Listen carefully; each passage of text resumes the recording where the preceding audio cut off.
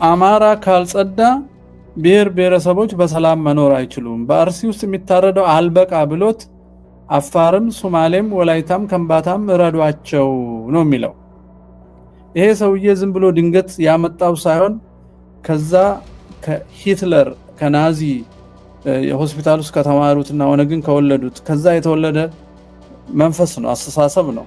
ወይንም ምድር ሁሉ ለአላህ እስኪሆን ተጋደሏቸው የሚለውን የቁርአን ጥቅስ በአብዱል ወሃብ በኩል እንደተተረጎመ አድርገው ሰው ማረድ ደስ የሚላቸው አጼዎቹ ምናምን እያሉ ስለመጣላት ብቻ የሚለቀልቁ ሰዎች ነው። ይሄ ሰውዬ ከሁለቱ አንዱ ብቻ ነው ሊሆን የሚችል።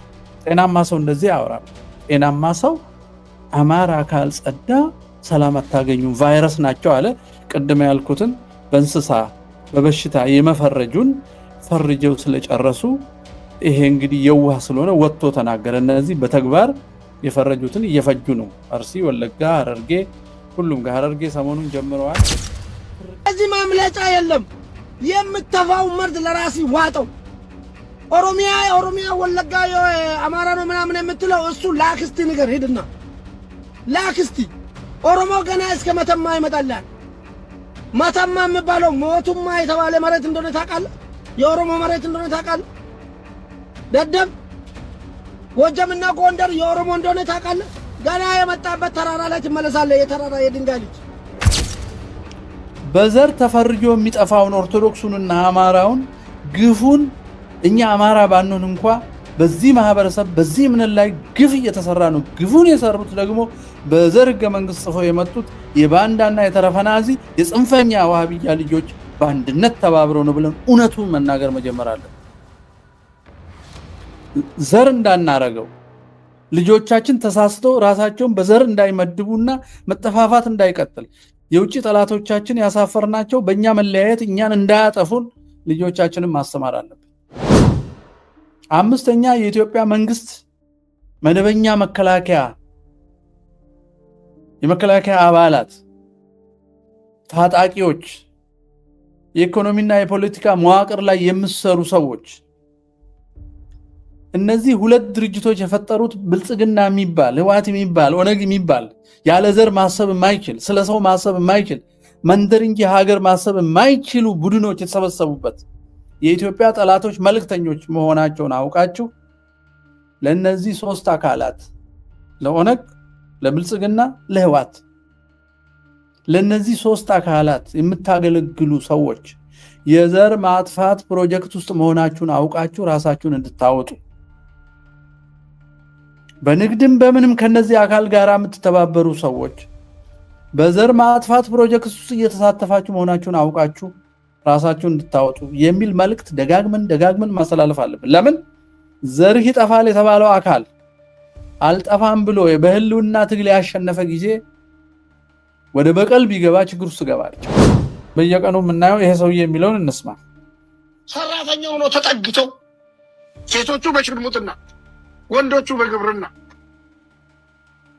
ግማሹ በልመና ሌላው በሃይማኖት በዚህ ሀገሪቷ ውስጥ ስራቸው ቫይረሳቸውን እየረጩ ነው ያሉት። እዛ ሆኖ ኔትወርኩ ያለው ከጎንደር ካለው ጋር ነው። ኦሮሚያ ውስጥ ሆኖ ኔትወርኩ ያለው ጎጀም ካለው ውስጥ ነው። ስለዚህ ወለጋ፣ ወላይታ፣ ሲዳማ፣ ከምባታ፣ አላባ፣ ጉራጌ፣ ስልጤ፣ ሱማሌው፣ አፋሩ ሁሉ ቤንሻንጉሉ በሙሉ አንተ ውስጥ መጥቶ የሰፈረው ቫይረስ ሳያጸዳ ቫይረሱን መድኃኒት ፈልግበት ያለው ይሄ ነው። አማራ ካልጸዳ ማንኛውም ብሔር ብሔረሰብ በሰላም ሊኖር አይችልም እዛች ምድር ላይ። ፉርማኒሳ አጃረሙፍ ጭሙና ማለ መብሰኒን ፉርማተምት ሲማሌ ሞኝ ያረብሱሬ አንጎስ ፈቴ ቢየስቶ አቴ ነነረብሲና ማልየቹ ኢምቦይና ነማማጀ ታቦ ማረከት ወደ ደስ ሶፍት ከኒፍ ስለ ሰው ተናግረው የማያውቁ ስለ ቡድን ብቻ የሚናገሩ ወይ ከተናገሩ ወይ አማራ ወይ ኦሮሞ ወይ ትግሬ ነው የሚሉት እንጂ ሰው የሚባለውን ፍጡር የማያውቁ ቡድን ብቻ የሚያውቁ ሰዎች ተደራጅተው መጽሐፍት ጽፈው መጨረሻ ሰራዊት አሰልጥነው ኢን ሚሊየንስ በቅርብ ንግግር ያደርጋል ምክር ቤት ሽመልስ አብዲሳ ምን ይላል? እንገፈትራቸዋለን የምትሉ ሰዎች ተጠንቀቁ፣ ሀርኪ ከኛ አከመሌ ፍርደቴ ጅራ ይላል። እጃችን ከመጠን በላይ ወፍሯል። እኛን ለመገዳደር የምትሞክሩ ዋጋችሁን ነው የምንሰጣችሁ፣ እንጨፈልቃችኋለን፣ እጃችን ወፍሯል ይላል። ያሰለጠነው የነፍሰ ገዳይ ብዛት እና አደረጃጀቱን እያሰበ በትቢት በምክር ቤት ውስጥ እጃችን እጅግ ወፍሯል ይላል። ይህ ማደራጀት የሚባለው ይሄ ነው። የፖሊስ እና የወታደር ማሰልጠኛ ኢንዶክትሪኔሽን መጽሐፍ የእንትኑ ጽሁፎቹ ሁሉ ጥላቻን ነው የሚያስተምሩት። ትርክት ላይ አለመተባበር፣ ነጋዴዎች ጊዜው የኛ ነው ብላችሁ የጎረቤት ሱቅ የምትወርሱ፣ ቤት አስፈርሳችሁ የምትገዙ፣ የሱን የአስመጪነት አዘግታችሁ የራሳችሁን በዘር የምታደራጁ፣ ቡና ቀምታችሁ ቡና የምትነግዱ፣ ይሄ ቀን ያልፋል። ከዚህ ተቆጠቡ። የዘር ማጥፋት ፕሮጀክት ውስጥ ነው እየተሳተፋችሁ ያላችሁት የሚለውን ሁላችንም በአማርኛ፣ በኦሮምኛ፣ በትግርኛ በምናውቀው ቋንቋ ሁሉ ወገኖቻችንን በማያውቁት ነገር እንዳይሳተፉ የጌራ፣ የጅማ፣ የመቱ፣ የሐረርጌ፣ የባሌ፣ የጎባ፣ የሸዋ እዚህ ውስጥ ያላችሁ ሰዎች ተጠንቀቁ። ከሚሴ ያላችሁ ከኦነግ ኦሮሙማ ጋር ሆናችሁ ክርስቲያን የምታርዱ እየገደላችሁ መስቀሉ ፎኪነ መስቀላ ገርቴ አንዱራን ትነቅኔ ገርቴ ነፍጠኛ ስትሉ ተቀርጻችኋል። ዘር አጥፊዎች ናችሁ ብሎ ፍርድ ቤት የሚያቀርባችሁ ጊዜ ስለሚመጣ በጊዜ ንስሐ ግቡ፣ በጊዜ ከወገኖቻችሁ ጋር ታረቁ ብለን እንምከራችሁ። አሁን እየተካሄደ ያለው ማፈናቀል፣ ማድሄት፣ በሽታ ማስያዝ፣ ታሪክን መሸቀጥ፣ በመደበኛ ትምህርት ሳይቀር አንድን እምነትና ማህበረሰብ ኢላማ አድርጎ ማጥቃት፣ መደበኛና መደበኛ ያልሆነ ሰራዊት አዝምቶ ሰው መጨፍጨፍ ዘር ማጥፋት ነው ወይስ ግጭት ነው የሚለውን ለማጥራት ነው የመጣሁት። የማጠራው መጀመሪያ በዓለም በብዙ ዘመናት የሰው ልጅ አጥንቶ በአንድ ሀገር ወይ በአንድ ማህበረሰብ ላይ የዘር ማጥፋት እየተካሄደ ነው ብሎ ለመበየን የሚያስችሉ መስፈርቶች ወጥተዋል። በተባበሩት መንግስታት 8 ናቸው። ስራዬ ብሎ የሚያጠና ደግሞ አንድ ኦርጋናይዜሽን ግሪጎሪ ስታንቶን የሚባል ሰው በሱ ሞዴል ደግሞ 10 ናቸው። እኔ ረጅሙን ወስጄ አጭር ወስጄ ከምበይን 2 ነው የጨመረው። እሱን 10ን ወስጄ በኢትዮጵያ ውስጥ የሚካሄደው እልቂት፣ ማፈናቀል፣ ማሳደድ፣ በሽታ ማስያዝ፣ ማምከን፣ ማድሄት፣ ማነወር ሁሉ የታቀደ ዘር ማጥፋት ነው ወይስ በአጋጣሚ በማህበረሰብ መካከል የተፈጠረ ግጭት ነው የሚለውን እንድንመልስ ነው። እሱን ሳይንበይን በ10ሩን የዘር ማጥፋት መስፈሪያዎች እንደ መግቢያ እናያለን ማለት ነው። በአሁኑ ጊዜ ሁላችን እንደምታውቀው በኦርቶዶክስ ክርስቲያኖች ላይ በወያኔ እና በኦነግ ህገ መንግስት ብሔረሰቦች ብሔረሰቦችና ህዝቦች ብለው የኢትዮጵያን ህዝብ በ3 ከፍለው ትርጉሙንም ሳይነግሩን ለ38 ዓመት እንዳደነዘዙና እንዳፋጁን እናውቃለን። በዛ ትርጓሜ በዛ በሁለቱ የህዋትና የኦነግ ህገ መንግስትና የሪዮታ ዓለም ትንተና መሰረት አማራ የሚባል ማህበረሰብና ኦርቶዶክስ የሚባል ሃይማኖት ተራ በተራ እንደየ ቦታውና ሁኔታው ተራ በተራ እየተሰካኩ ለጥቃት የሚጋለጡበት ክፍለ ህዝብ ነው።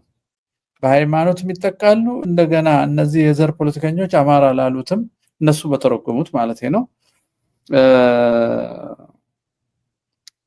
እየተጠቁ ነው። ይህ ነገር ግጭት ነው ወይስ የታቀደ ዘር ማጥፋት ነው? አማራና ኦርቶዶክስ እንዳመችነቱ አንዱ የሌላው ኮድ እየሆነ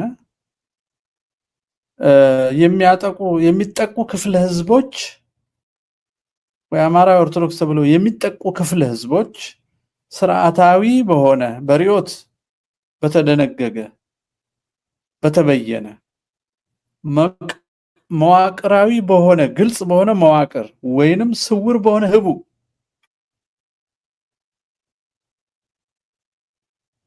የሚደረገው ማፈናቀል፣ በበሽታ ማስጠቃት፣ ለግጭት ማጋለጥ፣ ጦርነት ሲኖር ከፊት አሰልፎ ማስፈጀት በባድሜ ጊዜ መለስ ዜናዊ እንዳረገው ማለት ነው።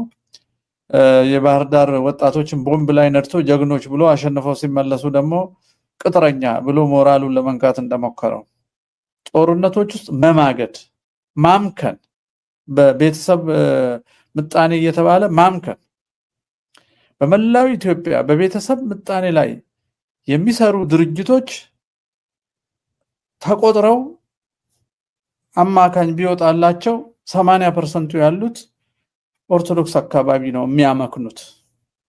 የፈለጋችሁትን ዳታ ብትወስዱ ውርጃ የሚበረታታው ማምከን የሚበረታታው በግብረ ስጋ ግንኙነት የሚተላለፍ በሽታ የያዛቸው ሰራዊት እስከ መመደብ የደረሱት ያን ኤችአይቪ አዲስ ያለ ጊዜ ይሄን ሁሉ የተደረገው በእቅድ ነው ወይስ አጋጣሚ ነው? ትውፊቱን አፈ ታሪክ እያሉ መስደብ፣ መጻሕፍቱን ማዋረድ፣ ግን በአዳራሽ የተፈጠረውን ደግሞ የፖለቲካ ተረት ታሪክ ነው ብሎ መጫን፣ በመደበኛ ትምህርት ውስጥ መጨመር፣ የቤተክርስቲያንን ትውፊት ማጣጣል፣ ሰውን በጅምላ ጨፍጭፎ በቡልዶዘር መቅበር፣ በከተማ ቤት አፍርሶ አሳዶ ሱቅ ቀምቶ ግብር ጨምሮ ፍትህ መንፈግ፣ ይህ ለ50 ዓመት ቀስ በቀስ እየዳበረ የመጣ ነገር ዘር ማጥፋት ነው ወይስ አጋጣሚ ግጭት ነው?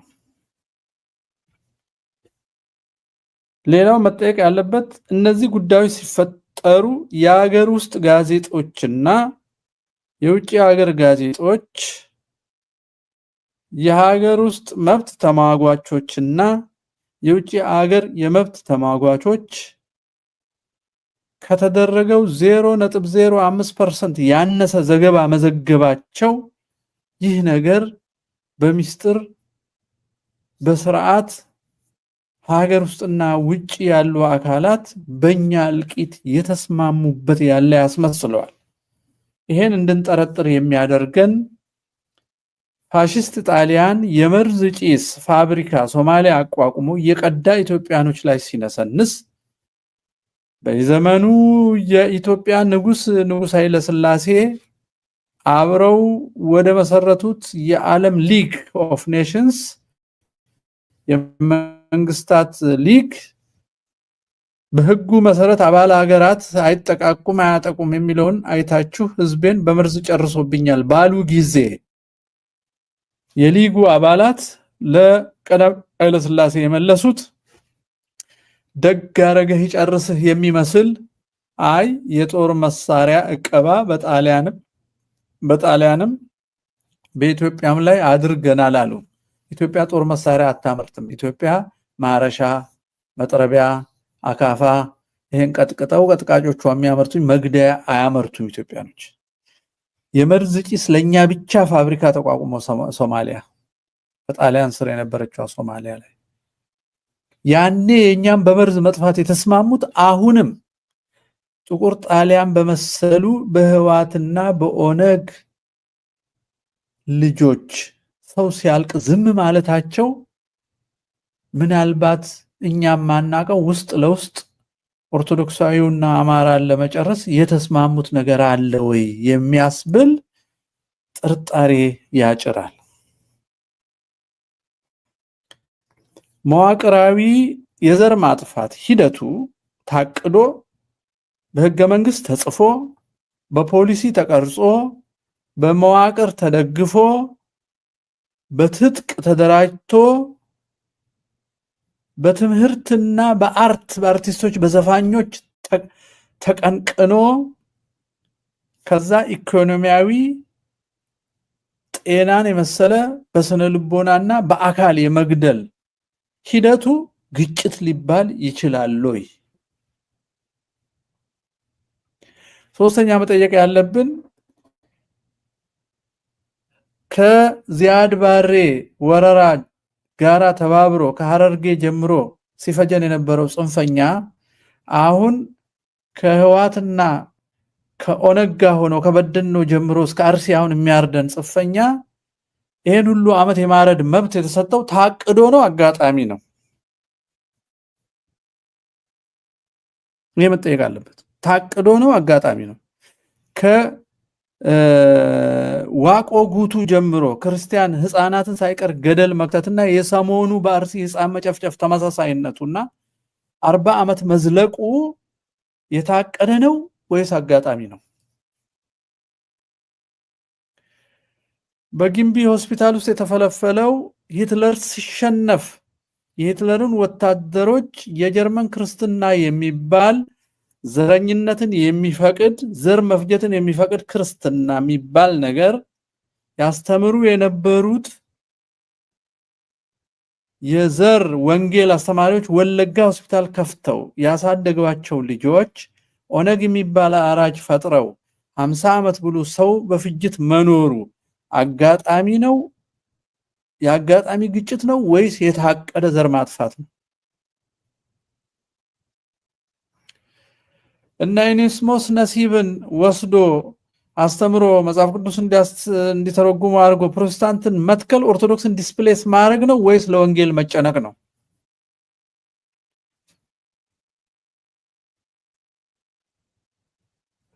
ይሄን ሁሉ ስንመረምር ሶማሊያ ኢትዮጵያ ልትወር ስትል ኢትዮጵያ ጃኖ የከፈሉትን መሳሪያ እንኳን የነፈጉ አካላት በአጋጣሚ ነው ወይስ የቆየ ኢትዮጵያዊነትን የማዳከም እቅድ ነበራቸው? ይሄ አምስተኛ ጥያቄ ነው። ስድስተኛ ጥያቄ በቅርቡ አሁን በህይወት ያላችሁና የምትሰሙኝ ሰዎች በብልጽግና ወንጌል ሃይማኖት መንግስትና ኢትዮጵያን በዘር በአመሳት ህዋት መካከል ግጭት ሲጀመርና ህዋት መሸነፉን ሲያዩ ተሯሩጠው ህዋትን እንደ አገር ብልጽግናንም እንደ አንድ መንግስት እነሱ እንደ መንግስት ፕሪቶሪያ ጠርቶ ህዋትን ከጥፋት ያዳነው አካል ይሄን የኛን መጥፋት አቅዶ ይሰራ የነበረ ነው ወይስ አጋጣሚ? ዝም ብላችሁ አስቡት። ይሄን እናስቀምጠው፣ ጥያቄውን እናንተ መልሱት። እኔ 10ሩን ሞዴል አንድ በአንድ አሳይቼ በኋላ የሆነ ያለውን ከሞዴሉ ተነስተን በይነን ግጭት ነው ወይንም ዘር ማጥፋት ነው የሚለውን በይነን ዛሬ ባንጨርስ በክፍል 2 ነገው የተነጎዳ እግዚአብሔር እንደፈቀደልን ተመልሰን ታዲያ አሁን ራስን ለማዳን ዘር ማጥፋት ከሆነ ምን እናርግ? ግጭት ከሆነስ መቼ ይቆማል? እንዴት እናስቆመው? ሞት ነው ሁለቱም። ስሙ ግጭት ምን ዘርም ብቻ ሞት ነው። ግጭት ሁለት አካላት እኩል ሲጋጩ እንጂ አንዱ ትጥቅ ፈቶ ሌላው በመንግስት ተደግፎ የሚታረድበት ማለት ግጭት ማለት ተጋጨ እጄ ካልኩ ሁለቱም ናቸው የተጋጩት። አንዱ እንዲህ ደረቴ ላይ አንዱ መጥቶ ቢመታው ይሄ እያጠቃ ነው እንጂ የተቀመጠው አይደለም። ተጋጩ አይባልም፣ ተጠቃ ነው የተቀመጠው። ይሄንን ህፃን እንኳን የሚያውቀውን ነገር ህዝብ እያረዱ ግጭት ነው ብለው ሪፖርት የሚያደርጉ የኢትዮጵያ ጋዜጠኞች የመንግስትን ዘር የማጥፋት እቅድ የሚደግፉ ይመስላሉ። ውጪ ሆነው ይሄን የሚያራምዱ ልክ እንዲህ ስንል አንዳንድ ሚዲያ ያላቸው ሰዎች ብቅ ብለው ናሬሽን እየተፈጠረ ነው፣ ዘር እየጠፋ ነው ብለው እያወሩ ነው፣ መጽሐፍም አሳትመዋል፣ ይሄን ማስቆም አለብን፣ ይሄን አንታገስም የሚሉ እንደነ ኤርሚያስ ለገሰ አይነት ሰዎች ተፈጥረዋል። ስለዚህ የታቀደ ዘር ማጥፋት መሆኑን ዘር ማጥፋት እንዳይባል ሲከላከሉ እናያለን። 30 ዓመት ሙሉ ግጭት ሊኖር አይችልም በአንድ ሀገር ውስጥ። የሀገራት ግጭት እኮ አይደለም፣ በአንድ ሀገር ውስጥ ገበሬ እያረዱ ከተማ እያፈረሱ እሱን ግጭት ነው ማለት አይቻልም። በኋላ እናያለን። እስቲ 10 ናቸው ብያለሁ። ርዕሱን ብቻ ላንብብና ትርጉሙን እናወራለን። አንደኛው መፈረጅ ነው። 10ሩ ዘር የማጥፋት ደረጃዎች ሂደቶች መጀመሪያ መፈረጅ ነው፣ እኛና እነሱ እከሌ እያሉ። ሁለተኛ መለያ ምልክት መለጠፍ ነው። ልክ ለምሳሌ ነፍጠኛ፣ ኋላ ቀር ሃይማኖት፣ እከሌ ምናምን እንደሚባለው ስም መስጠት ነው። አማራ ምናምን፣ ኦሮሞ፣ ትግሬ ብሎ መለያ መስጠት ነው። ከዛ በኋላ የተለየውን አካል ማግለል ነው። ዲስክሪሚኔሽን ማግለል ነው። ሶስተኛ ነው ይሄ ማግለል ነው። ቀጥሎ ያገለሉትን አካል ወይንም ክፍለ ህዝብ እኔ ብሔር ማለት እየከበደኝ ስለሆነ ብሔር ሀገር ስለሆነ ማለት ክፍለ ህዝብ ያገለሉትን ክፍለ ህዝብ ደግሞ በአራተኛ ደረጃ ከሰባዊነት ማውጣት እንደ ሰው እንዳይቆጠር ማሰይጠን ማለት ነው። ለምሳሌ አሁን የኦነጎሮሙማ የሚያሰማራቸው ሰዎች የሚሉት ቆማጤ ይሉታል። ለምሳሌ አማራ ነፍሰ ገዳይ፣ ጨካኝ፣ የተለያየ ወራሪ ቤተክርስቲያንን ለምሳሌ ከሰባዊነት ሰውነት ምልክት እንዳይኖረው ያረጉታል። ወደፊት ሲገሉት ሰው ነው ብሎ እንዳይራራ ማለት ነው። አምስተኛ ማደራጀት ነው። አጥቂውን ክፍል ማደራጀት፣ ተጠቂውን አቅም ማሳጣት። ይሄ አምስተኛ ደረጃ ነው። ስድስተኛ ኢላማ የተደረገውን ክፍለ ህዝብ እና እንዲያጠቃ የተፈለገውን ደግሞ ወገን ሁለቱ መሃል መቀራረብ፣ መነጋገር፣ መወዳጀት እንዳይኖር ማራራቅና ጽንፍ ማስያዝ ነው። ስድስተኛው እንደነ በቀለ ገርባ እንደነ ጀዋር መሐመድ ያሉት በመንጫ እንላቸዋለን። አትጋቡ፣ አብራችሁ በአንድ ጸሎት ቤት በመስጊድም በቤተክርስቲያንም አትገናኙ የሚለው ፖላራይዜሽን የሚባለው የዘር ማጥፋት ደረጃ ነው ማለት ነው። ስድስተኛው ደረጃ ጽንፍ ማስያዝ፣ ህዝቡን ጽንፍ ማስያዝ፣ እንዲጠራጠሩ እርስ በርሳቸው የሌላውን ቋንቋ ሲሰሙ ምን መጣ ብለው እንዲያዩ፣ እንዲደነግጡ፣ ኮንፈርት እንዳይሰማቸው የሌላውን ባህልም ሲያዩ ወይ ንግግሩን ሲያዩ ወይ ሃይማኖቱን ሲያዩ ለዛ ነው ከሃይማኖት የሚያስወጡት ሰው። ሰባተኛ ዝግጅት ነው። ዘር የማጥፋት ዝግጅት ፕሪፓሬሽን። ስምንተኛ ቀጥታ ማጥቃት ነው። ስምንተኛ ነው። ዘጠነኛ የተረፉትን እየፈለጉ ማጽዳት፣ በጅምላ መጨፍጨፍ ነው። ይሄ የመጨረሻው ስቴጅ ነው። አስረኛው ይሄን ጭፍጨፋ መካድ ነው። አሁን ሰሞኑን በአርሲ እንደተደረገው ቄስ ሳይቀር ሰው ሞት የሚለውን ትቶ ኦርቶዶክስ ብቻ አይደለም የሞተው ብሎ መሞት ግዴታ እንደሆነ አድርጎ ለማቅረብ ቄስ፣ ካህን፣ የእግዚአብሔር ካህን፣ የኦርቶዶክስ ካህን አብሮ መካድ፣ ሞትን መካድ። ይሄ የጄኖሳይድ 10 ሂደቶች ናቸው። መጀመሪያ ምንድነው ያለው? መፈረጅ። ህዝብን እኛና እነሱ ብሎ በጎሳ ሊሆን ይችላል፣ በቋንቋ ሊሆን ይችላል፣ በእምነት ሊሆን ይችላል።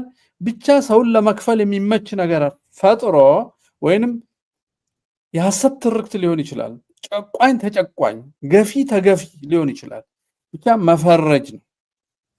ይሄ በኢትዮጵያ ውስጥ ሆኗል። አማራና ኦርቶዶክስ ጨቋኝና ወራሪ ናቸው። እንደዛ እንዳይባል በሚኒልክ በኩል ይሉታል። አማራና ኦርቶዶክስ ጡት ቆራጭ እጅ ቆራጭ ናቸው። ስማቸው እንዳይጠሉ በንጉስ ሚኒልክ በኩል ይሉታል፣ ወይንም መፍተኛ ይሉታል። የፍረጃ ዘመን ነው። እስከ ሐውልት መስራት ወያኔና ኦነግ ያደረጉት ማለት ነው። አብይ አህመድ የዚህ ሐውልት ሰሪ ኮሚቴ አባል ነው። ለፌፊ ለፋ ከሚተርኩ ሰዎች አንዱ ነው። the blood and the soil የሚለውን የሂትለርን ማለት ነው። ልብ በሉ። ማን ላይ ስልጣን እንዳለ እንዳትረሱ። ምን አይነት ስነ ልቦና ያለው ሰው ስልጣን ላይ እንዳለ። ለፌና ለፋ ደምና አጥንት ለዚህ ቦታ ደምና መሬት ለዚህ ቦታ የሚገባው ሰው እከሌ ብቻ ነው፣ ሌላው መሞትና መጽዳት አለበት እንደማለት ነው።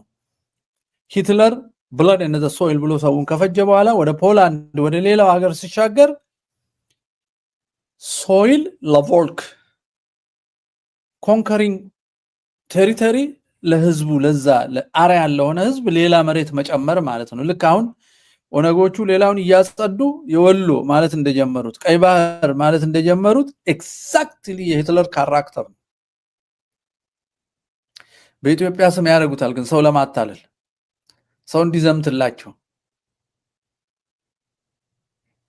እስከ ኤርትራ ሃይላንድ ያለውን ኦርቶዶክስ ለመጨረስ ኢትዮጵያን የሚወዱ ሰዎች አብረዋቸው እንዲቆሙና ራሳቸውን እንዲያጠፉላቸው እርስ በርሳቸው ወደብ ይሏል። ግድብ ይሉና ግድብ ጋር ያለውን ሰው ግን እየፈጁ በአውቶቡስ ሌላ ሰው ያሰፍራሉ።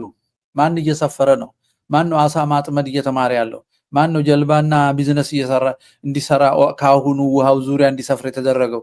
ዘር ማጽዳት እየተደረገ መሆኑን በዚህ ማየት ይቻላል። ሁለተኛ መለያ ምልክት ያልነው ነው ሲምቦላይዝ ማድረግ። ኢላማ የተደረገውን ህዝብ ምልክት ያልኳችሁ ስያሜ ተሰጠዋለ። በእምነት ሊሆን ይችላል። ደብተራ ትለዋለ። ለምሳሌ ኦርቶዶክስ ቄስ በጥፊ ለመምታት እንደዛ ያደገ ፖሊስ ነው። በድንጋይ ወግረው አዲስ አበባ ውስጥ ቄስ የገደሉት እንደዛ የሰለጠኑ ወጣቶች ናቸው።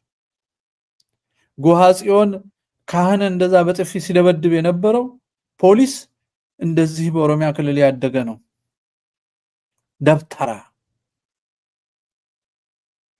ደብተራ እኮ ምን እንደሆነ አያውቁም። ደብተራ ማለት ድንኳን ነው። ሰዋት ሰውየው ደብተራ የሚባለው የእግዚአብሔርን ድንኳን ያገለግላል ማለት ነው። ድንቁርናውን ይጠቀሙበታል ብዙ ሰው ለማሳሳት። ደብተራ ማለት ሊቅ ፕሮፌሰር ማለት ነው በዘመኑ። ስለዚህ ነፍጠኛ፣ አማራ፣ የቀድሞ ስርዓት ናፋቂ፣ ቆማጤ፣ ኋላ ቀር፣ እምነት ወራሪ ያሉ መጀመሪያ ምልክት ያደርጉበታል። ይሄ ምልክት አልተደረገብንም ወይ? ከተደረገብን ለዘር ማጥፋት እያዘጋጁን ነው ማለት ነው በዚህ መስፈርት መሰረት። ሁለተኛው ማግለል ነው።